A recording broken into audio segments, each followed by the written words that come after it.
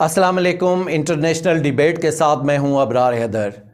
پاکستان کیسی مملکت ہے یہ جاننے کے لیے آپ نے دیکھنا ہوگا کہ آج NRO2 فائنل ہو چکا ہے۔ اس کے ساتھ ساتھ ٹرانسجنڈر ایکٹ کہاں سے آیا؟ کیا یہ پاکستان کے جو ہمارے پولیٹیشنز ہیں انہوں نے دیا؟ ہرگز نہیں۔ یہ ایک ایسا قانون ہے جو انڈیا اور پاکستان میں بیک وقت لانچ ہوا۔ اس کے بعد ہم بات کریں گے فرانس کے سفیر پہ کہ ایک وقت تھا کہ جب چوک یتیم خانہ میدان جنگ تھا اور کہا جا رہا تھا کہ یہ فرانس کا سفیر پاکستان میں نہیں رہ سکتا، اور آج اسرائیل کا دورہ ہونے کے باوجود بھی ہر طرف خاموشی ہے۔ یہ ہمارے موضوعات ہیں، ان پہ ہم آگے بڑھیں گے۔ سب سے پہلے ہم بات کرتے ہیں NRO2 کی۔ یہ ملک، یہ ریاست ایسے کیسے چل سکتی ہے کہ جہاں پہ چوری، ڈکیتی، قومی دولت کو لوٹنا اور پھر اس کو معاف کروا لینا، یہ پریکٹس 85 سے آن ورڈ جاری ہے۔ میاں محمد نواز شریف جب وزیر اعلیٰ پنجاب تھے اور اس سے پہلے جب وزیر خزانہ تھے، تب انہوں نے مختلف بینکوں سے قرضے لیے۔ وہ اس وقت میں کروڑوں روپوں کے قرضے تھے، اور وقت کے ساتھ ساتھ وہ بینکوں نے ان کے اوپر مقدمات قائم کیے، لیکن وہ اپنی طاقت کے بل بوتے پہ انہوں نے وہ مقدمات آگے نہیں چلنے دیے، اور جس کا نتیجہ یہ نکلا کہ اس وقت 85 میں کروڑوں روپوں کے قرضے معاف کر دیے گئے۔ یہ ایک ایلیٹ کلاس بن گئی، ایک ایسی کلاس بن گئی جو کرپشن پہ اور اپنی طاقت پہ یقین رکھ کے اس ملک کے وسائل کو لوٹنا اپنا حق سمجھ رہی تھی۔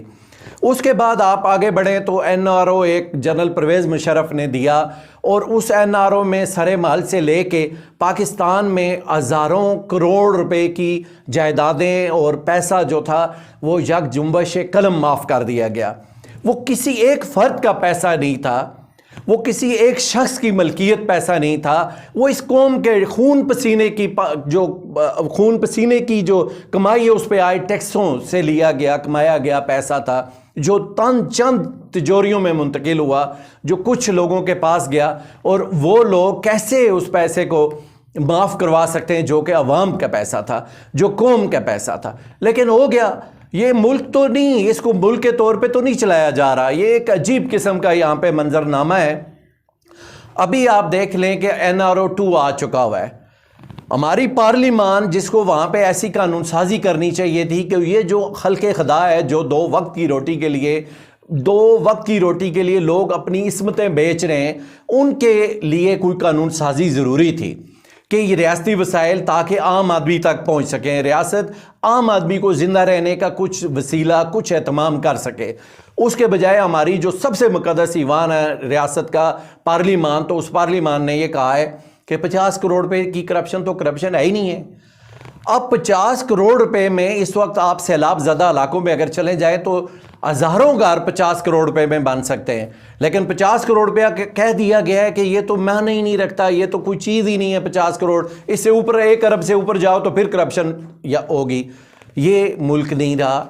بنانا ریپبلک کی جو تعریف اگر آپ کہیں پہ پڑھیں اسٹڈی کریں تو آج ہم اسی طرف بڑھ چکے ہوئے ہیں کہ یہ ریاست عوام کے لیے نہیں رہی ہوئی، یہ ریاست کچھ مخصوص لوگوں کے لیے ہے، اور وہ مخصوص لوگ اس کے ساتھ کھلواڑ کر رہے ہیں، اور قوم بالکل خاموشی سے تماشا دیکھ رہی ہے۔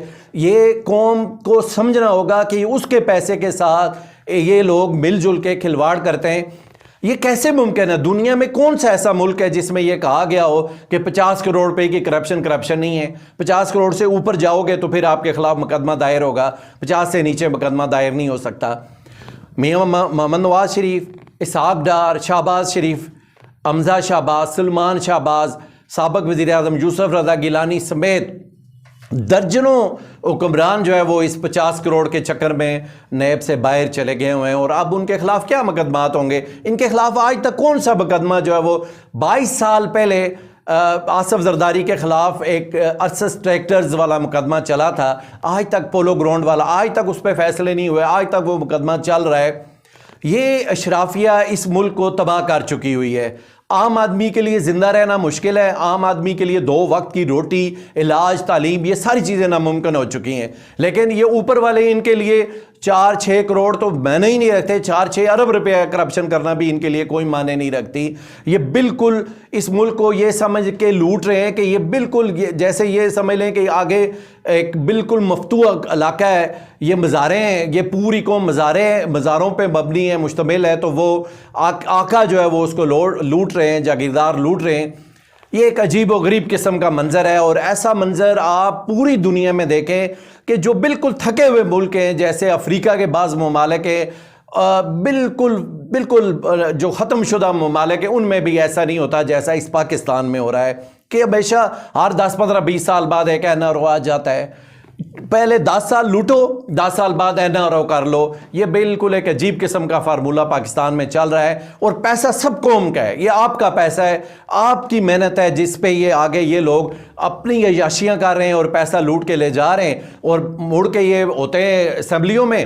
اسمبلیاں جو قانون سازی کے لیے بنی ہوئی ہیں، وہ قانون سازی خلق خدا کے لیے نہیں کرتی، وہ اس اشرافیہ کے ارد گرد کی قانون سازی کرتی ہیں تاکہ ان کو مزید ترقی کے مواقع ملیں، تاکہ ان کی مال و دولت میں اور زیادہ اضافہ ہو، ان کی جائیدادیں پوری دنیا میں پھیلتی رہیں۔ یہ ہمارا پارلیمان اب اس نہج پہ آ چکا ہوا ہے۔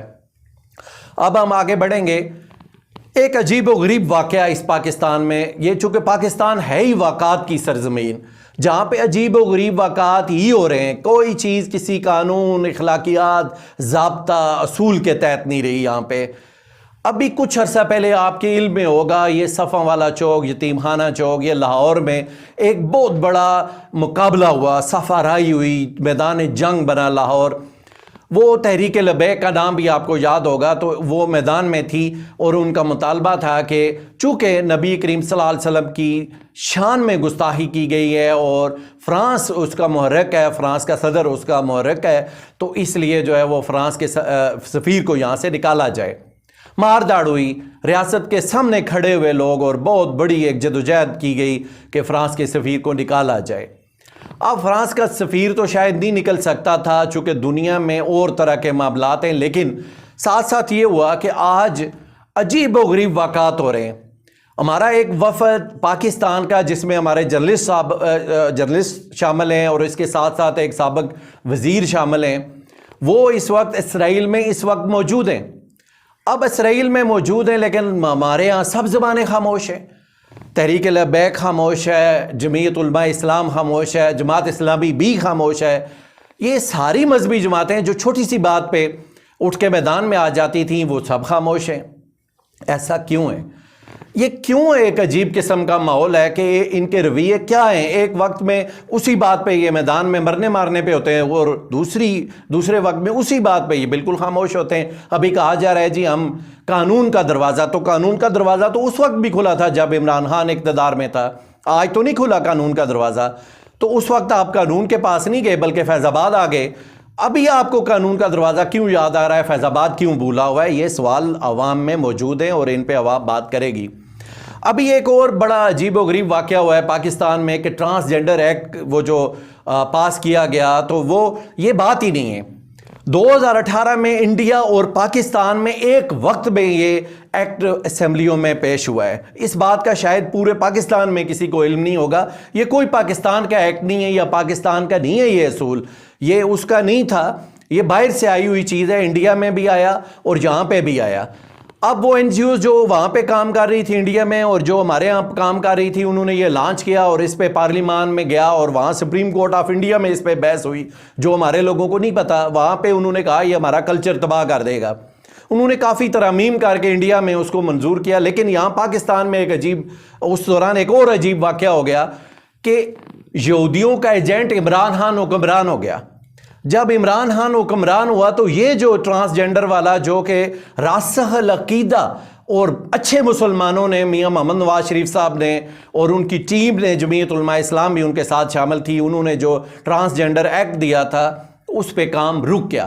وہ سینٹ میں نہیں جا سکا۔ انہوں نے کام کر لیا تھا لیکن وہ رک گیا، چونکہ ایک یہودیوں کا ایجنٹ حکمران ہو گیا تھا، لیکن اس سے پہلے چونکہ راسخ العقیدہ مسلمان تھے، انہوں نے پاس کر لیا تھا۔